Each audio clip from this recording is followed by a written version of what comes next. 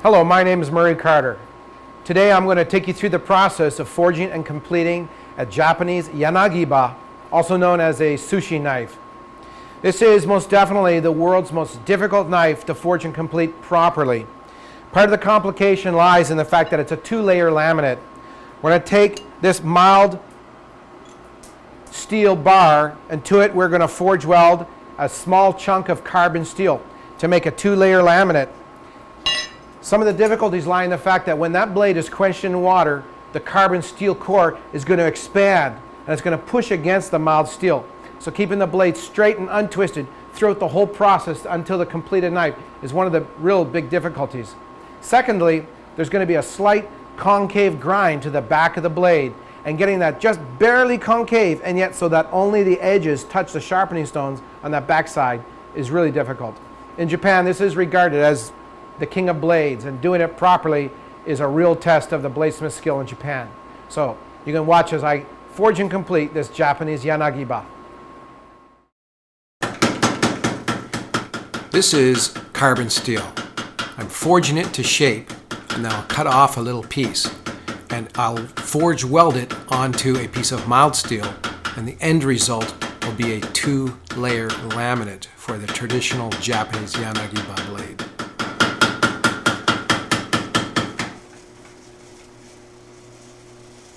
Here I'm comparing it to the size of the mild steel and adjusting as necessary. I want both of these pieces of steel to be the same width.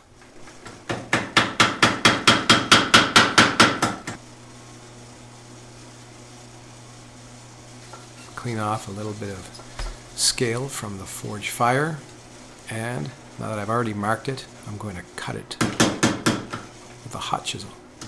I want to cut through. Just want to cut enough so that I can break it off with my tongs.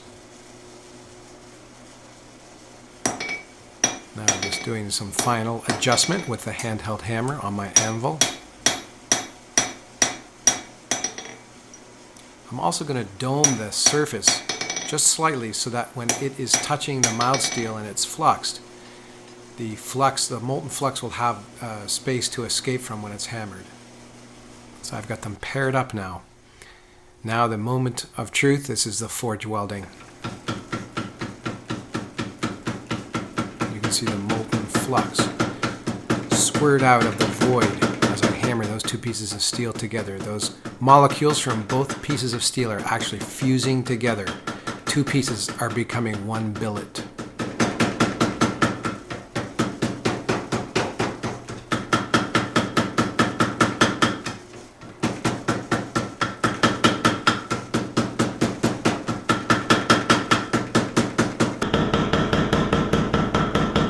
I never tire of forging hot steel. The feel of the steel moving underneath the power hammer is really exhilarating.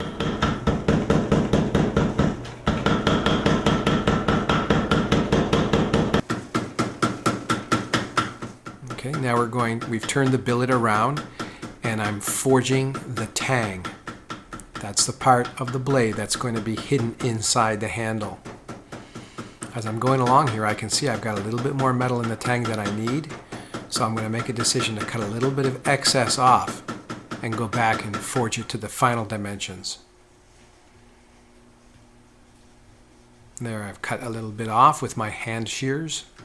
Very easy to cut when it's hot like that.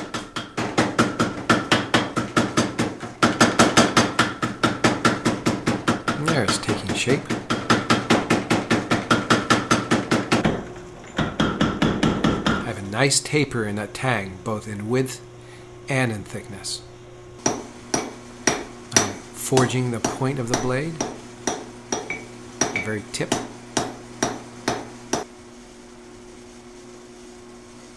Again, cleaning the steel off. I don't want to forge any of that scale down into the surface of the knife.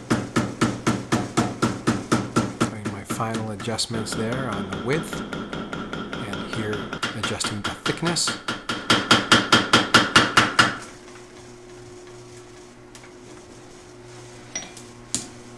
And we just straighten all that out on the anvil with the hammer. The next step is to anneal the blade. It has to be heated just to the right temperature, and then insert it into a bucket of rice straw ashes. You noticed I had the lights turned off so I could see the proper temperature. Here's that yanagiba, or sushi knife that we forged earlier. I forged it, I annealed it in a bucket of rice straw ashes. I sandblasted it to take off most of the forging scale, and now we'll hammer it under the power hammer while it's cold, a process called cold forging, which will further refine the grain structure in the steel, and it'll make the surface nice and smooth. So here I'm cold forging, and then straightening after the blade has been cold forged.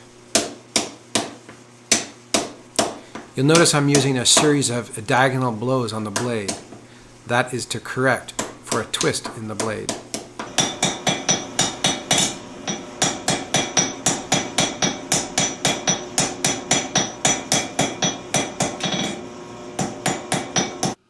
Now that I've cold forged this yanagiba sushi knife and made sure that it has an ever so slight hollow here on the back, which we've induced in there through the forging procedure, I'll now grind it to the final dimensions, stamp my maker's mark in there, get it just perfectly straight and untwisted, and coat it in clay and get it all ready for the quenching procedure, which comes next. Now I've got to get it just the right temperature in order to quench.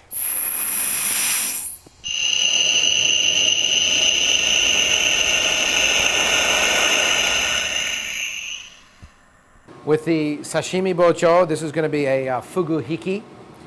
First thing I'll do is we'll straighten, we'll grind, we'll polish, we'll get this whole blade absolutely perfect. I need to stamp my name on it too. At that time, we're going to put a handle on it like this, but we're going to hand make the handle. This is a pre-made handle from Japan.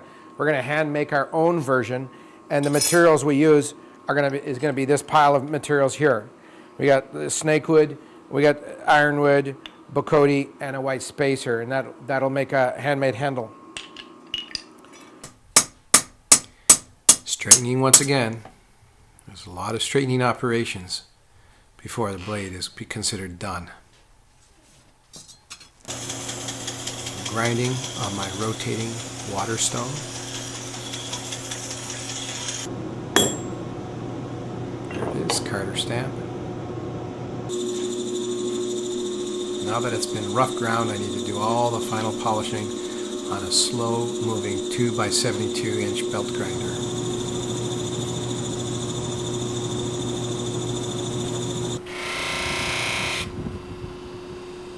I'm going to refine the polish by going through a series of finer and finer abrasives.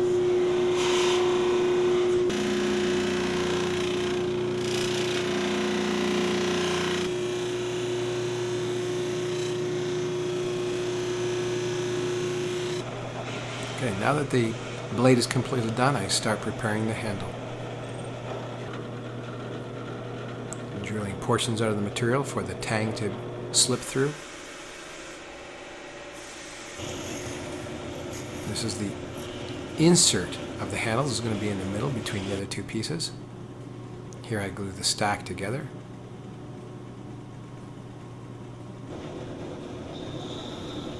Now that the ferrule portion is attached to the main body of the handle, I trim it down into closer to final dimensions, which will be followed by a bunch of sanding and shaping.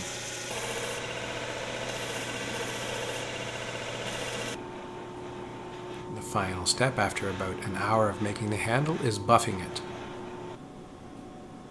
Here is the finished handle. We mix up a little bit of 2-part epoxy and let it slip down into that hole, and then we insert the tang of the blade until the epoxy in the hole starts to come out. We're just going to take away the excess, make sure everything's just right. And here is the finished knife with handle. What you've just seen in 10 minutes took several hours to complete.